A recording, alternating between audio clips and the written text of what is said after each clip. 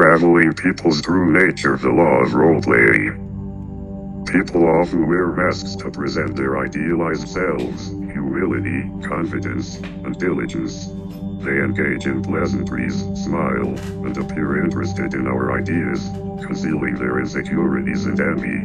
However, if we mistake this outward appearance for reality, we risk missing their genuine feelings and being caught off guard by their resistance, hostility, and manipulative actions. Fortunately, these masks have vulnerabilities. People reveal their true emotions and desires through nonverbal cues, facial expressions, vocal inflections, body tension, and nervous gestures. By mastering this language, you can become an exceptional reader of men and women. Armed with this knowledge, you can take defensive measures. Nevertheless, since appearances are what people initially judge us by, it's crucial to learn how to present your best self and effectively play your role. The second language.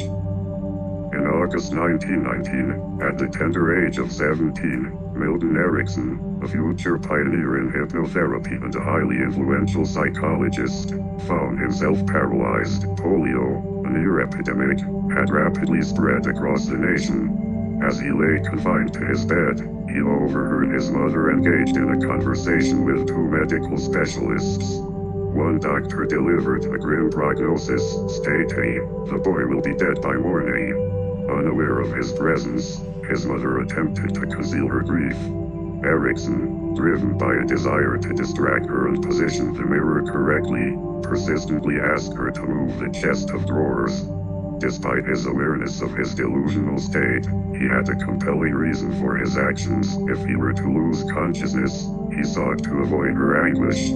Erickson, fixated on the sunset reflected in the mirror, clung to the image, determined to prove the doctors wrong. Within hours, he fell into a coma but miraculously regained consciousness 3 days later, paralyzed from head to toe.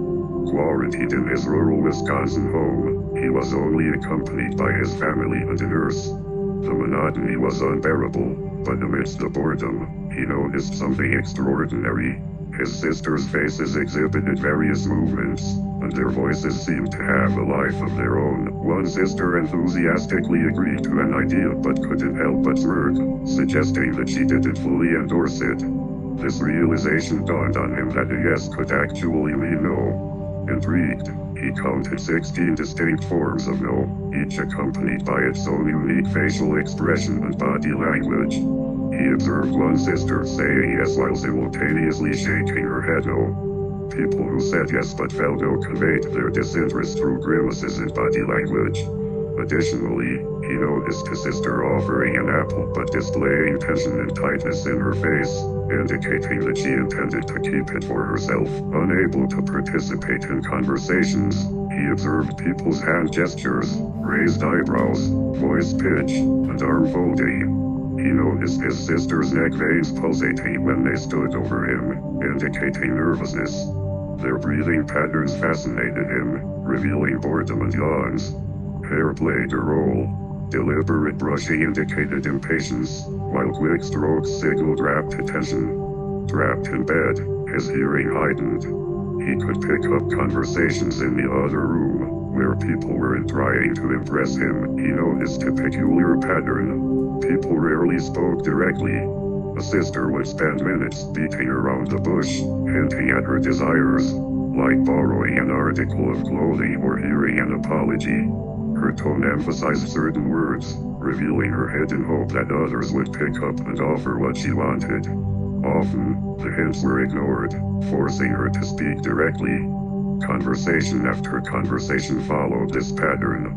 It became a game for him to guess what she was hinting at within seconds. It felt like he had discovered a second channel of human communication, a second language where people expressed their deepest thoughts without awareness. What if he mastered this language?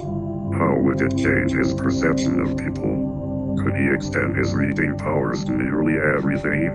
Invisible gestures made with lips, breath, and hand tension.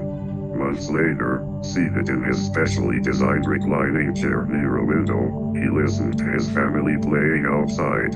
He could speak and move his lips, but his body remained paralyzed. He yearned to join them. Momentarily forgetting his paralysis, he imagined standing and felt a muscle twitch. His first movement. Doctors had declared he'd never walk again, but they had been mistaken. Based on this twitch, he embarked on an experiment. He focused on a leg muscle, recalling the sensation before paralysis, yearning to move it, and imagining it functioning once more. His nurse gently massaged the area, and slowly, with intermittent success, he felt a twitch in movement. Through this excruciatingly slow process, he learned to stand, walk, and gradually increase his distances. Drawing on his willpower and imagination, he transformed his physical condition and regained complete movement. He realized the profound connection between the mind and body, leading him to pursue medicine and psychology. In the late 1920s, he began practicing psychiatry in hospitals, developing a unique approach that diverged from the prevailing methods. Most psychiatrists focused on words, particularly early childhood, to access patients' unconscious minds.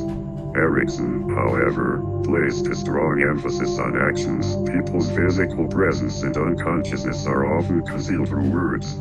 His patients' comfort allowed him to discern hidden tension and unfulfilled desires through their facial expressions, voices, and postures, deepening his exploration of nonverbal communication.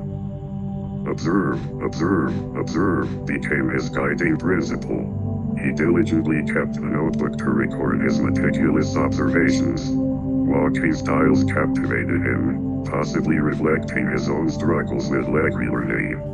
He observed people walking in the city, noting the heaviness of their steps, the confidence conveyed by hip swaying and head strutting, and the deceptive walks of weakness or insecurity. He also observed sudden changes in walking styles as individuals became excited or nervous.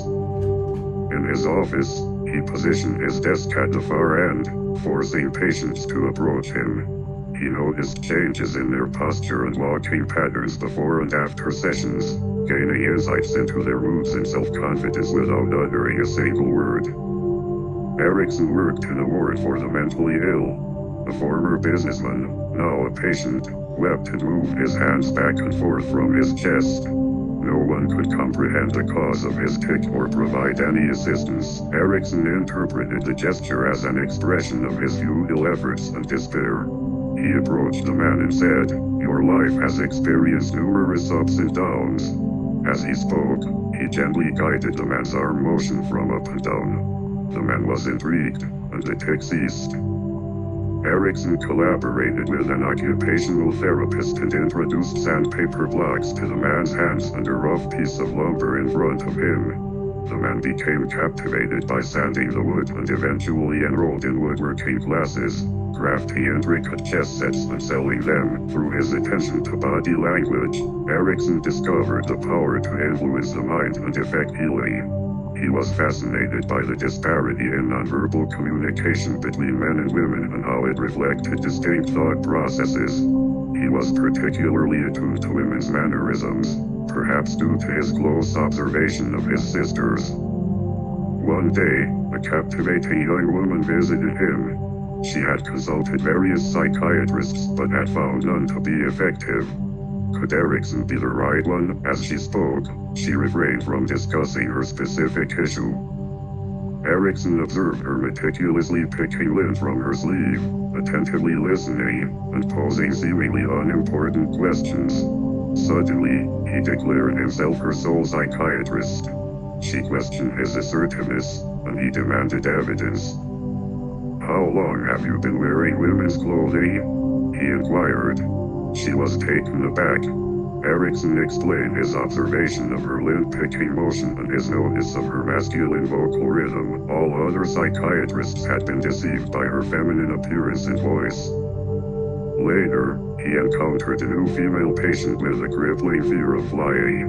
He abruptly interrupted her, requested her departure, and meticulously observed her posture and walking style. Subsequently, he prompted her to elucidate the root cause of her distress. "My husband is planning a trip abroad in September, and I am consumed by an intense fear of flying." Madam, when a patient seeks the counsel of a psychiatrist, there can be no concealment of information. I am privy to certain details about you. I must pose an uncomfortable question. Does your husband know about your extramarital affair? No, but how did you deduce this? Your body language betrayed your secrets. Your legs were crossed tightly, with one foot tucked beneath the ankle. Every woman involved in an affair exhibits this posture. An affair imprisons her body in a similar manner. She hesitated when uttering the word abroad, as if ashamed. Her walking style suggested trapped relationships. She brought in her married lover, who also suffered from chronic headaches. Erickson observed the wife in the same confined posture.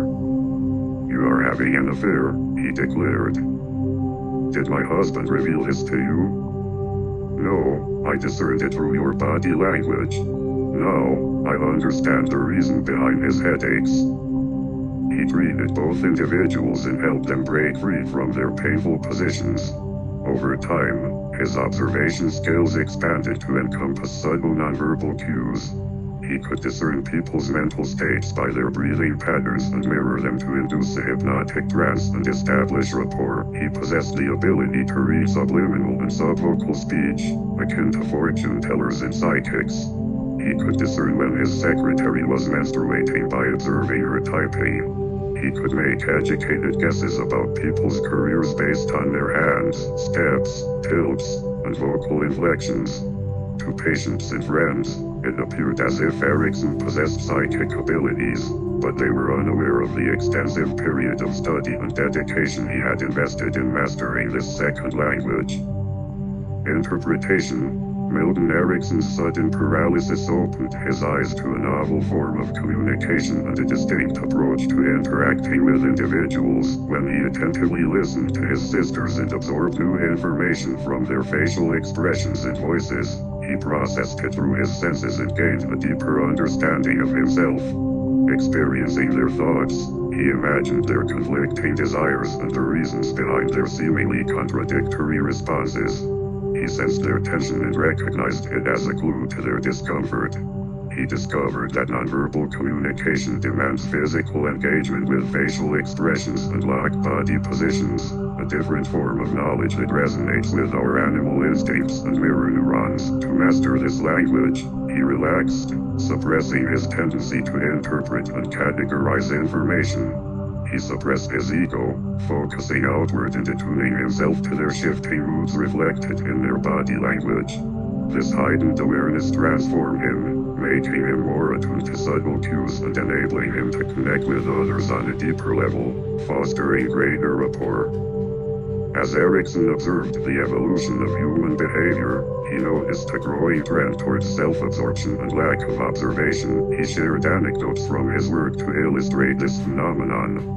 For instance, he asked interns to silently observe an elderly woman for 3 hours without noticing her amputated legs. Alternatively, at his public lectures, many people would inquire why he never addressed their concerns.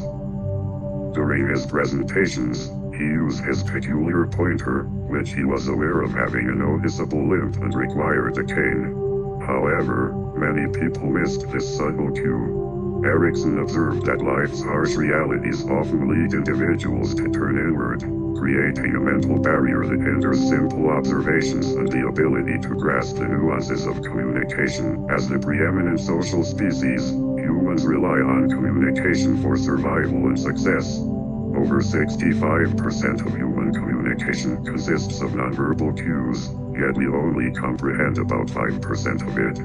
Instead, we tend to focus solely on what people say, often concealing our true thoughts and feelings. Nonverbal cues reveal what people emphasize with their words and convey the underlying message, the subtle nuances of communication. They expose what people are concealing, their genuine desires, and reflect their emotions and moods. By overlooking this information, we risk misunderstandings and missed opportunities to influence others. Recognize self-absorption and limited observation to develop observation skills. Understand, as Erickson did, the unique nature of this communication. It requires opening your senses and relating to people physically, absorbing their energy beyond just words. Don't just observe their facial expressions. Register them internally so the impression lingers and communicates. As your vocabulary expands, correlate gestures with possible emotions. As your sensitivity increases, notice more. You will discover a new and deeper way of relating to people, gaining increased social power. However, you will always be vulnerable to deception if you expect people to act like devils or fools. People are like the moon, showing only one side. Everyone has an innate talent for creating masks to appear as they truly are, which is highly deceptive. They wear these masks when flattering others, so pay as much attention to them as if they were made of wax or cardboard. We humans are consummate actors. We learn early how to get what we want from our parents by using certain looks to elicit sympathy or affection. We also learn to conceal our thoughts and feelings to protect ourselves in vulnerable moments. We become adept at flattering those we want to win over, such as popular peers or teachers. We learn to fit in by wearing the same clothes and speaking the same language. As we age and pursue careers, we create the appropriate front to be hired and fit into a group culture. If we become executives, professors, or bartenders, we must act the part. Imagine a person who lacks these acting skills. Their face immediately grimaces when they dislike something. They can suppress a yawn when they're not entertained. They speak their mind without regard for others, and they act the same regardless of the situation.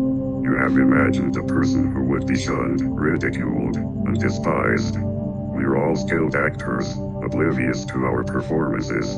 We assume sincerity in social interactions, the foundation of believable acting. However, we take these abilities for granted. Observe yourself subtly adapting your speech, tone, mannerisms, and body language to suit each person and situation. For those you want to impress, you adopt a different persona, lowering your guard. This happens almost unconsciously. Throughout history, writers and thinkers have recognized the theatricality of social life.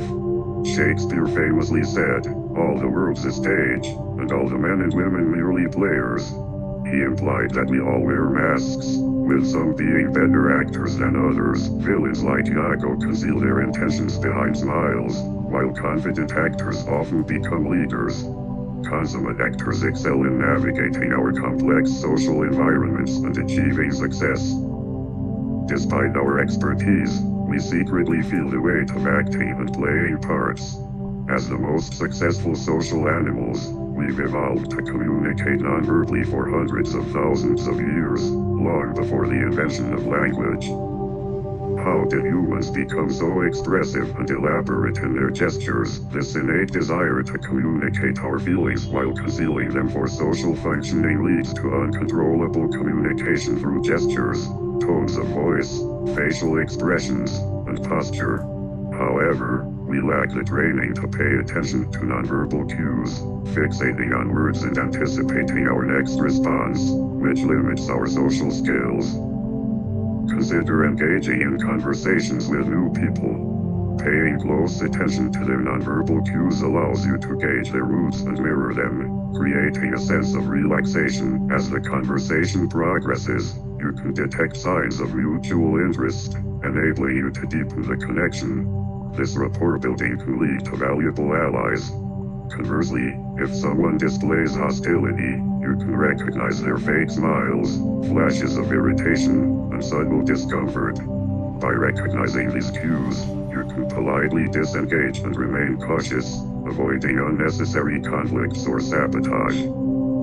As a student of human nature, your mission is twofold. First, to embrace the theatricality of life. You don't condemn role-playing and mask-wearing as mere social tools. Instead, you aim to recognize and appreciate these aspects. Understand how to observe people, learn the fundamental principles of decoding nonverbal communication, and master impression management to achieve your objectives. Observational skills are paramount. As children, we were naturally adept observers of people due to our survival instincts.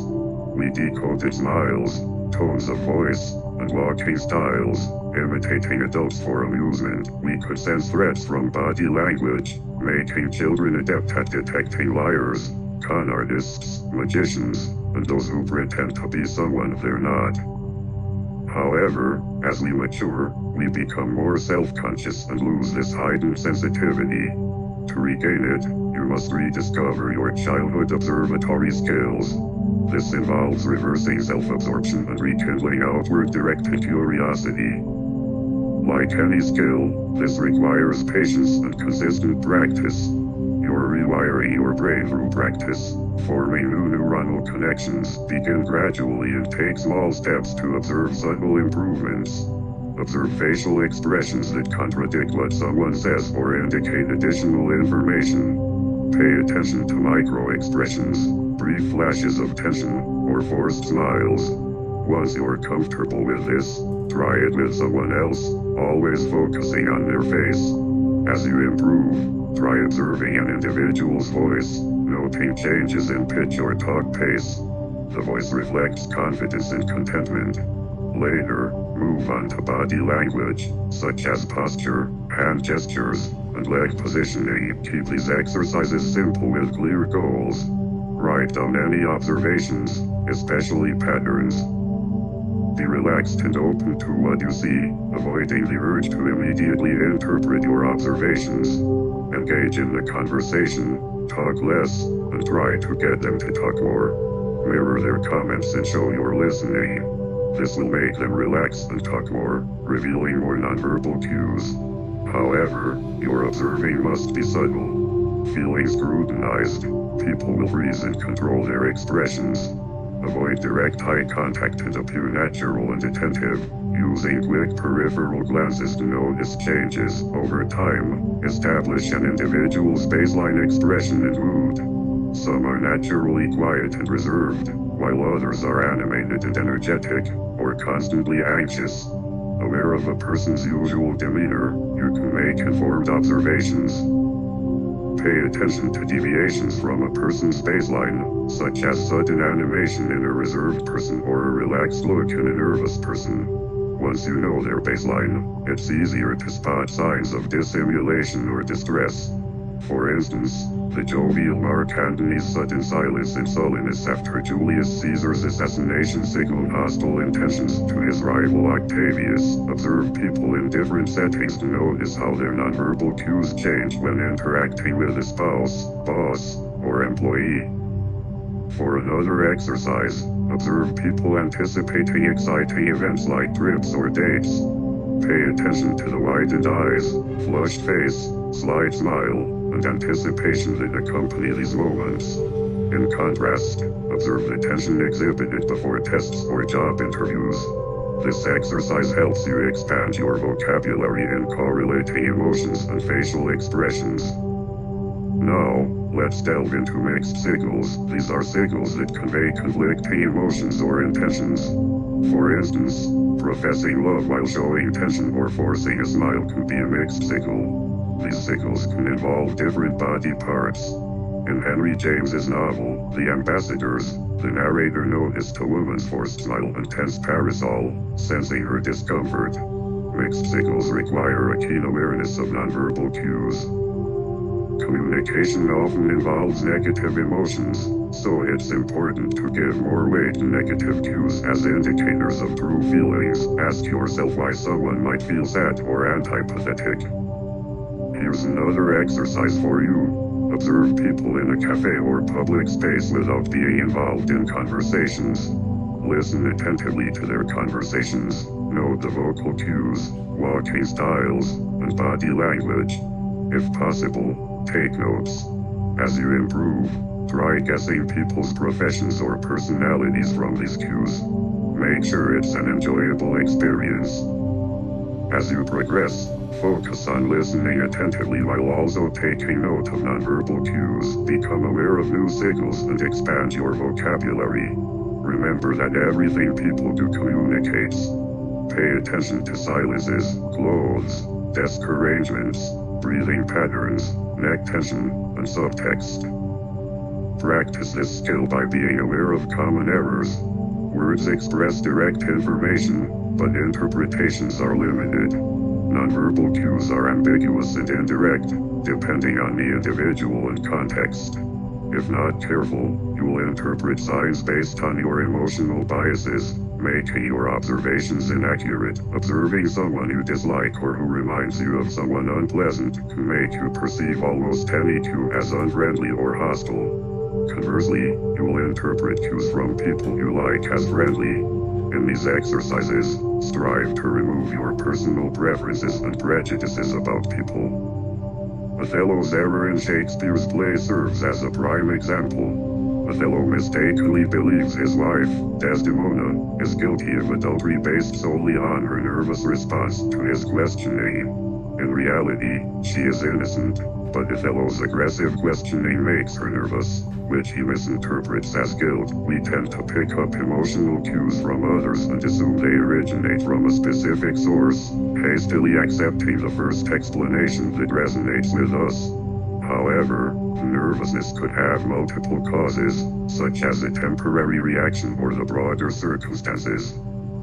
In 1894, Alfred Dreyfus, a French military officer, was wrongfully arrested for passing secrets to the Germans.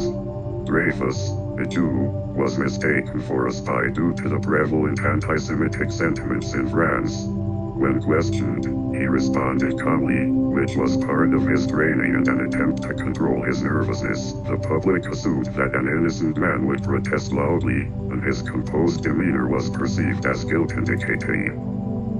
Cultural differences in behavior are known as display rules.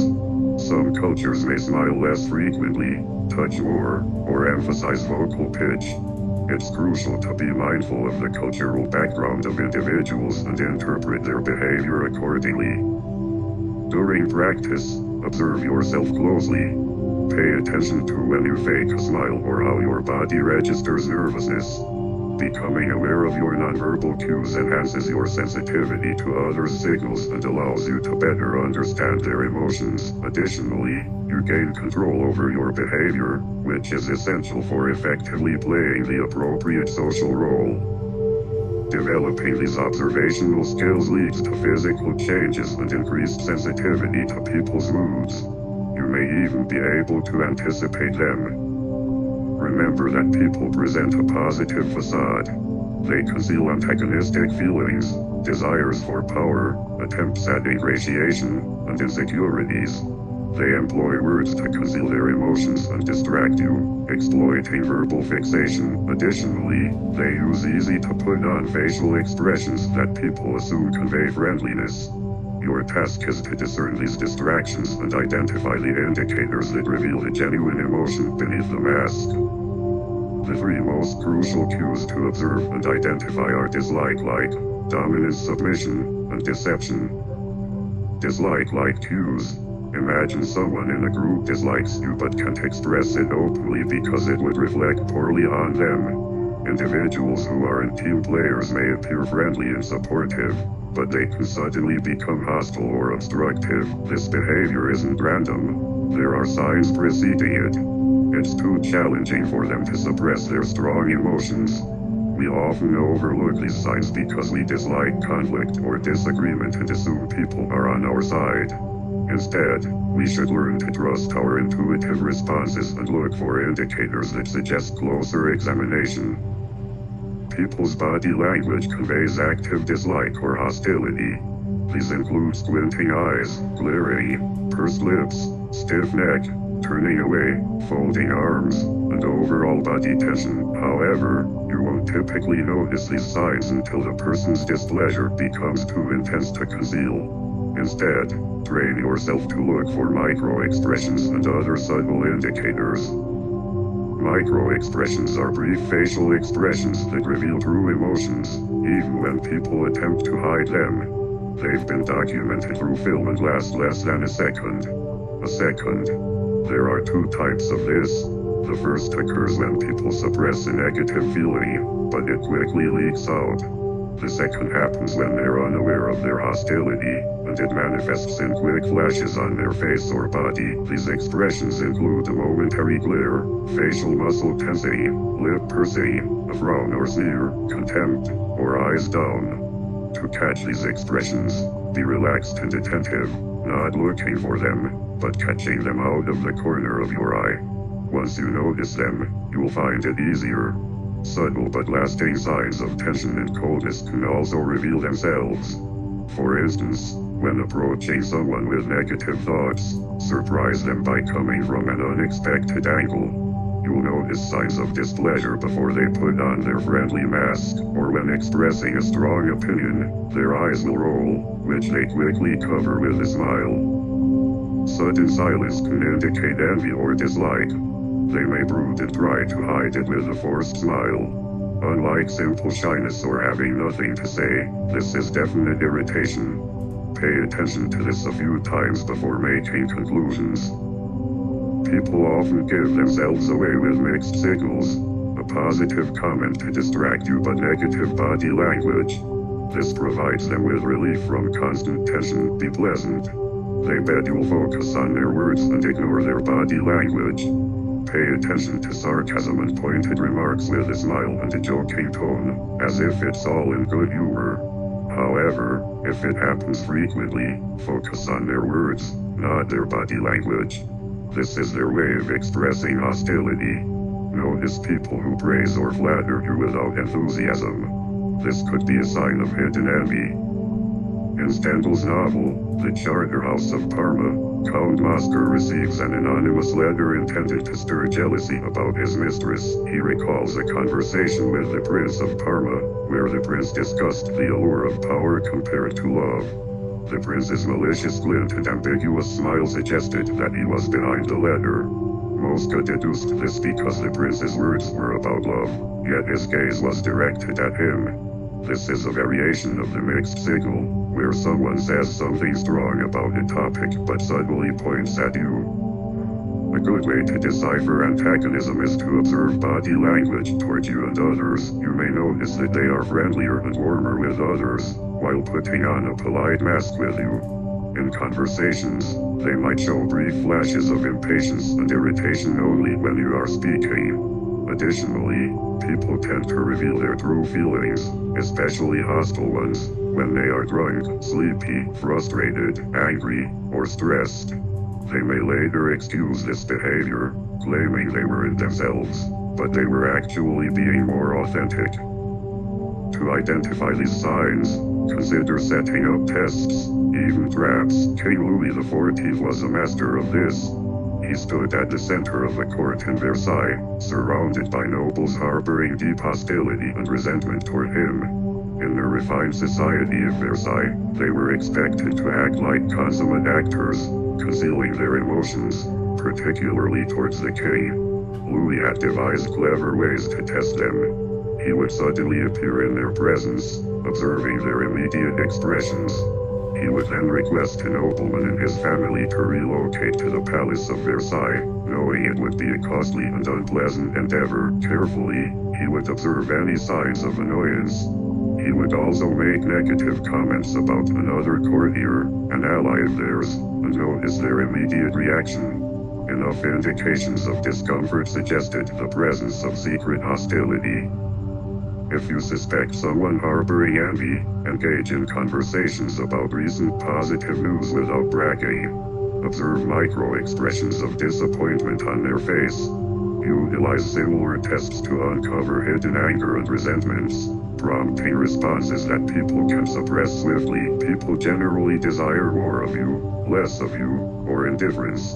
They may fluctuate between these states but tend to lean towards one. This is evident in their quick responses to your emails or texts, their body language when you first meet them, and the overall tone in your presence. Early detection of potential hostility or negative emotions enhances your strategic options and maneuverability. You can intentionally provoke people, causing embarrassment in the long run. Alternatively, you can diligently work to neutralize their disdain and even win them over. Alternatively, you can simply create distance by avoiding interactions.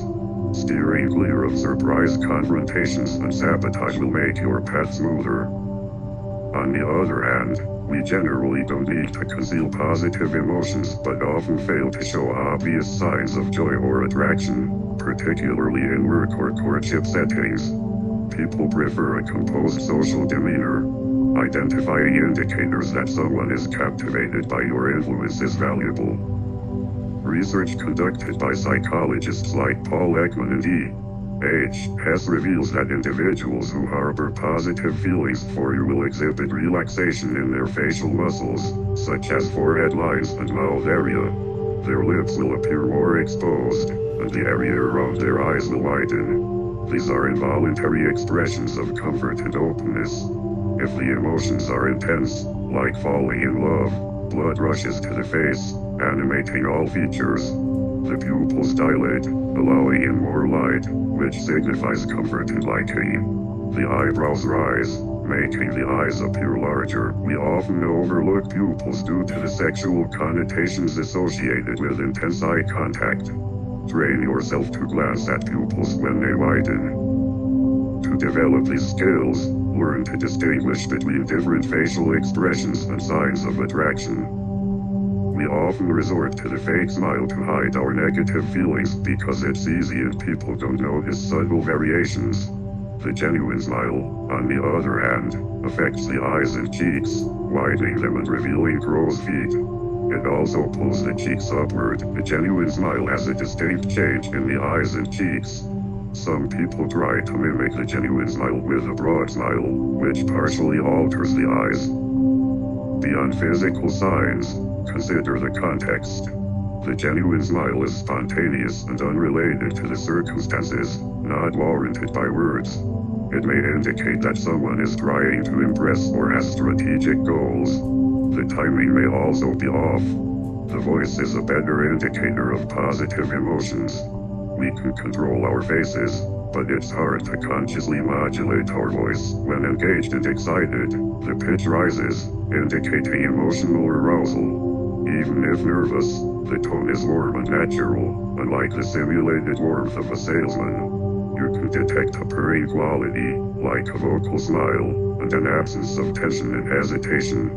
Banter quickens during conversations, indicating increasing rapport. An animated and happy voice infects us with the mood and elicits a similar response.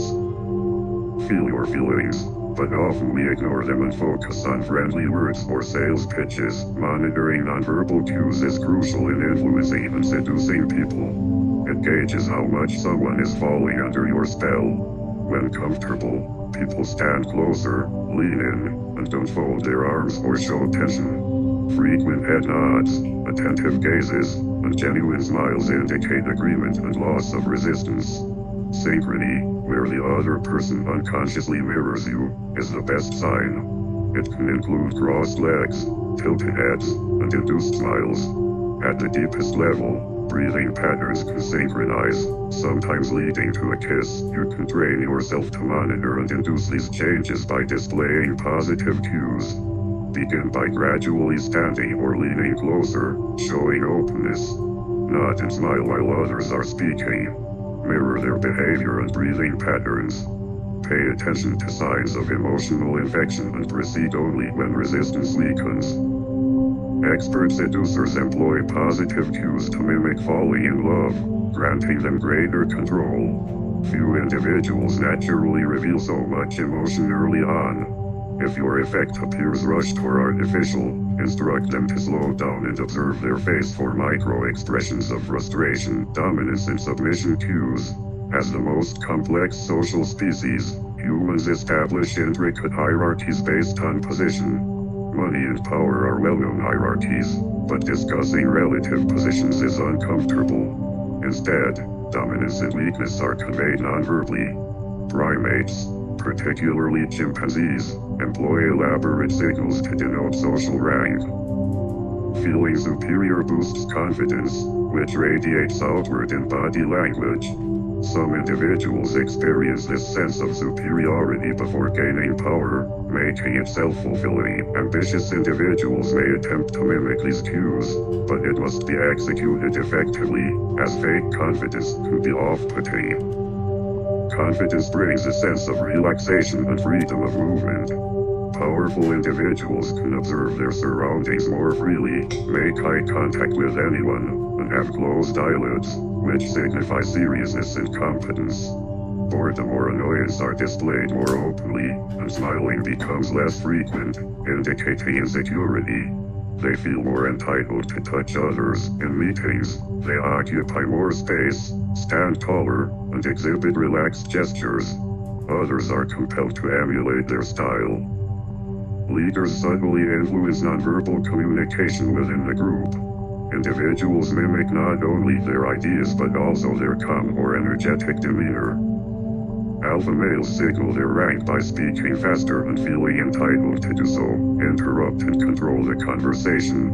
Their handshake is vigorous, and they assume a taller stance and stride when entering the office, making inferiors follow suit. This behavior is similar to that observed in alpha chimpanzees. For women in leadership, a calm, confident expression, warm yet businesslike, is most effective. Angela Merkel exemplifies this style. Her rare smiles are genuine and meaningful, and she listens attentively with a composed face. She makes others talk while maintaining control of the conversation. She doesn't need to interrupt. When confronting someone, she uses boredom, iciness, or contempt instead of blustery words. When Russian President Vladimir Putin attempted to intimidate her with his dog, knowing she had a fear, she tensed but quickly composed herself, maintaining eye contact with him. By not reacting to his ploy, she positioned herself as superior. While her style lacks the alpha male body posturing associated with dominance, it is quieter and more powerful. As women gain leadership positions, this less obtrusive style may alter our perception of dominance cues associated with power. Observe those in power for dominance cues and their absence. Insecure leaders often display tension and hesitation in their nonverbal cues. People with insecurities often exhibit distinct body language cues. They may speak haltingly, their voices rising in pitch and remaining there. They tend to avert their gaze, control eye movements, and blink excessively. Forced smiles and nervous laughs are common. Instead of feeling entitled to touch others, they may engage in pacifying behaviors like touching their hair, neck, or forehead. Insecurities can also manifest as assertiveness, with loud voices, nervous glances, or still hands and bodies. Mixed signals are prevalent, so attention should be paid to cues indicating underlying insecurity. Former French President Nicolas Sarkozy used body language to assert his dominance. He patted people on the back, directed them, stared, interrupted, and dominated the room. During a meeting with Chancellor Merkel during the Euro crisis, Merkel noticed Sarkozy's nervous foot jiggling despite his usual assertive style. This could be a way to distract others from his insecurities. People's actions often convey dominance and submission cues. For instance, lateness can indicate superiority, even if it's not genuine. Conversation patterns reveal people's relative positions. Dominant individuals tend to talk more, interrupt frequently, and assert themselves during arguments. Known as punctuation, they identify the action that initiated a situation, even though it's part of a relationship pattern. They assert blame through tone and eye contact. Observe couples. One person is usually dominant. They make eye contact with you but not their partner and seem to only half listen. Smiles, especially the tight smile, indicate superiority and irony but give the impression of friendliness. A final subtle cue is the symptom. One partner suddenly develops health issues, starts drinking, or falls into negative behavior. This forces the other to follow rules and tend to their weaknesses. It's the intentional use of sympathy for power, which is very effective. Finally, use these cues to gauge confidence and respond appropriately. With insecure leaders, play to their insecurities for power, but avoid close attachments as they often fail and drag you down. With assertive non-leaders, your response depends on their personality. If they're rising stars with self-belief and destiny, try to align yourself with them. You'll notice their positive energy. If they're arrogant and petty despots, avoid them. They make others pay lip service without giving anything in return. Deception cues. Humans are gullible. We tend to believe in things like getting something for nothing, easily regaining or rejuvenating our health, or that most people are good and trustworthy. Deceivers and manipulators thrive on this. While it would be beneficial if we were less gullible, human nature is beyond our control. Instead, we can learn to recognize telltale signs of deception and maintain skepticism when examining evidence. The most common sign is when people assume an overly animated front. They smile excessively, appear more than friendly, and are entertaining. It's difficult not to be drawn in and lower our resistance to their influence. For instance, when Lyndon Johnson attempted to deceive a fellow senator, he would go overboard with his physical presence, cornering them, telling jokes, touching them, appearing sincere, and smiling broadly. Similarly, when people try to cover something up, they become excessively vehement, righteous, and chatty. They exploit the conviction bias. If we deny or express something with such fervor, it becomes challenging to doubt us. We tend to give extra credence to truth. When people attempt to explain their ideas with exaggerated energy or defend themselves with intense denial, that's when you should raise your suspicions. In both cases, cover-ups and soft sales, the deceiver is employing deception tactics, striving to divert your attention from the truth.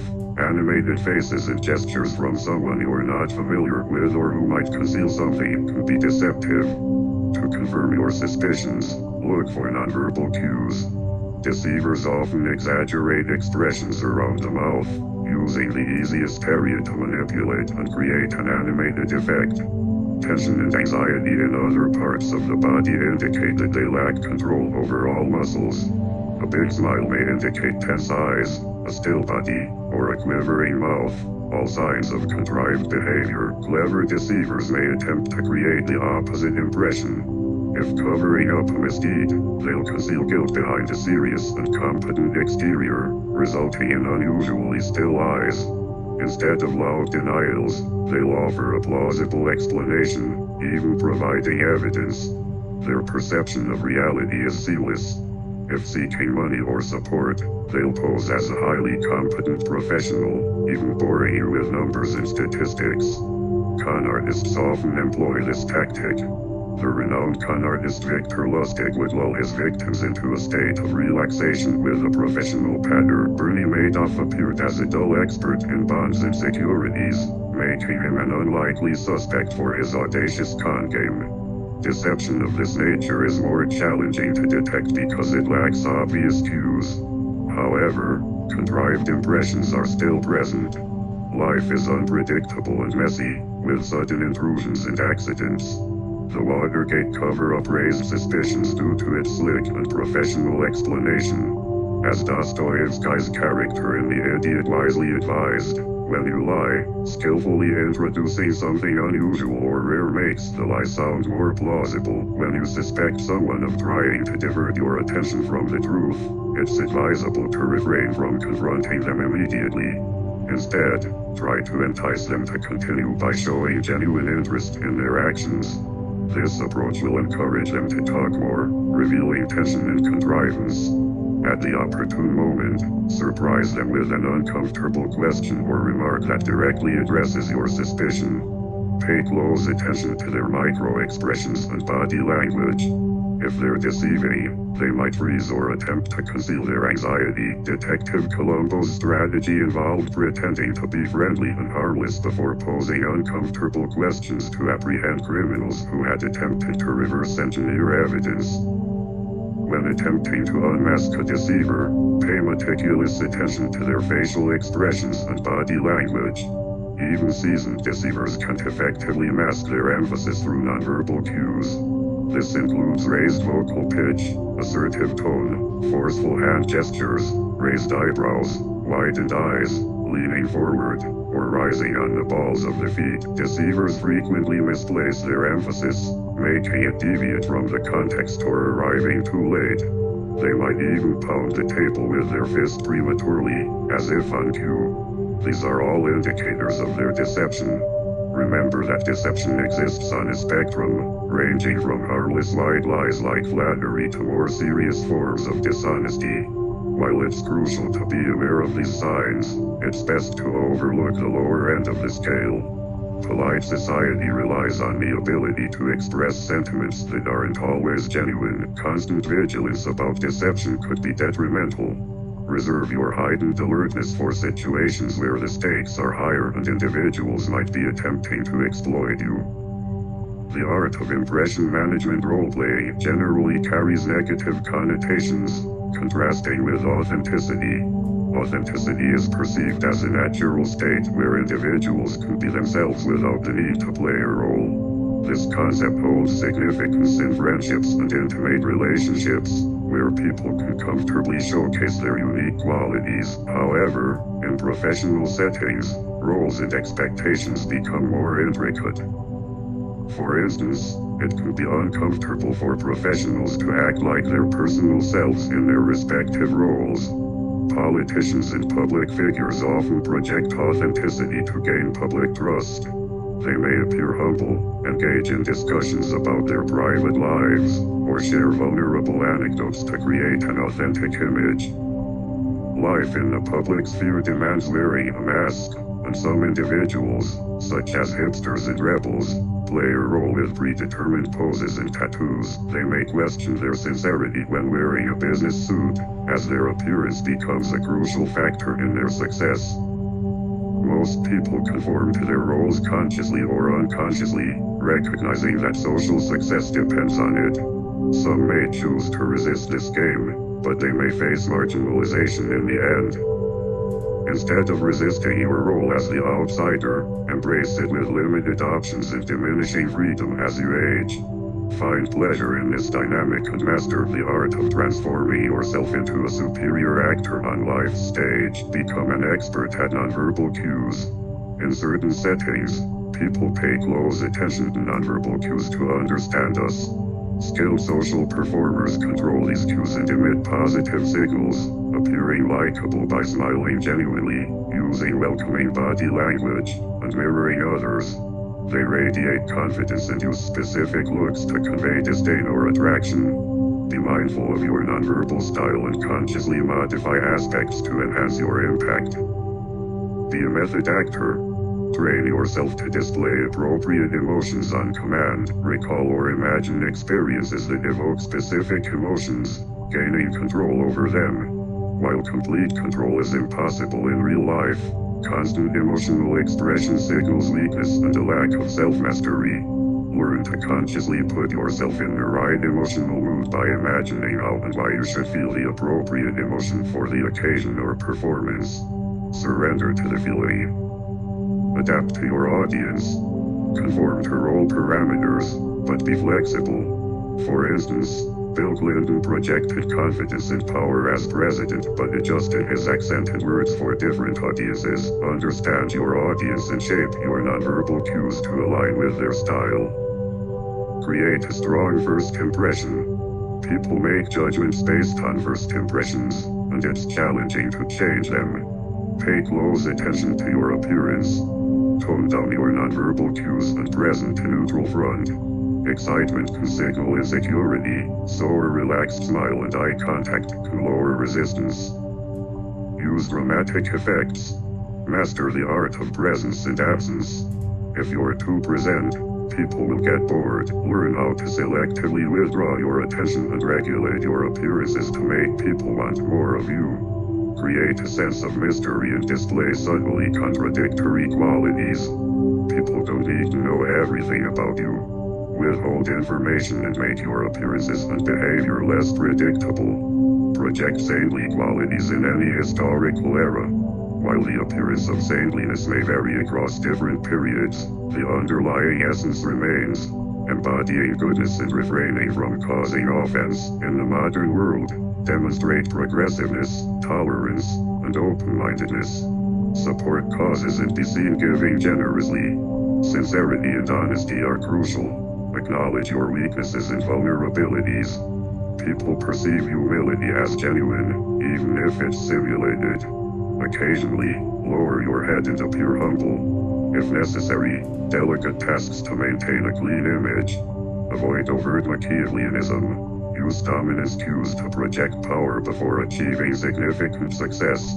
Create an aura of destiny that works wonders. Emperor Augustus, 63 BC AD 14, was a master of this game. He comprehended the value of a formidable adversary, contrasting himself with his early rival, Mark Antony. Augustus aligned himself with traditional Roman values, even going so far as to place his residence near the city's purported founding site. While Antony engaged in an affair with Queen Cleopatra in Egypt, Augustus highlighted their differences, embodying Roman values while Antony betrayed them. Once Augustus ascended to supreme leadership, he publicly showcased his values, contrasting them with Antony's humility. Relinquishing power to the Senate and the people was his virtue. He spoke plain Latin, lived a simple life, and was revered. However, it was all a carefully crafted show. He spent most of his time in a luxurious villa outside Rome, surrounded by exotic mistresses. Despite appearing to relinquish power, he retained a firm grip on the military. Obsessed with theater, he was a master showman and adept at wearing masks. These were his final words. Have I played my part in the farce of life well enough? The word personality originates from persona, which means mask. In public, we all wear masks, which serve a positive purpose. If we were to be completely honest, we would offend everyone and expose our hidden qualities. A persona, when played well, protects us from scrutiny and insecurities. The more effectively we portray our role, the greater our power becomes, and with power, we can express more of our unique characteristics. Eventually, our persona will closely resemble many of our unique traits, but always amplified for effect. You appear to have read extensively about her, but I didn't notice it. Not invisible, Watson. You simply lacked the ability to discern where to look. You missed all that was crucial. Sleeves, thumbnails, and bootlaces, they all convey messages. I can never make you comprehend their significance. Sir Arthur Conan Doyle, A Case of Identity.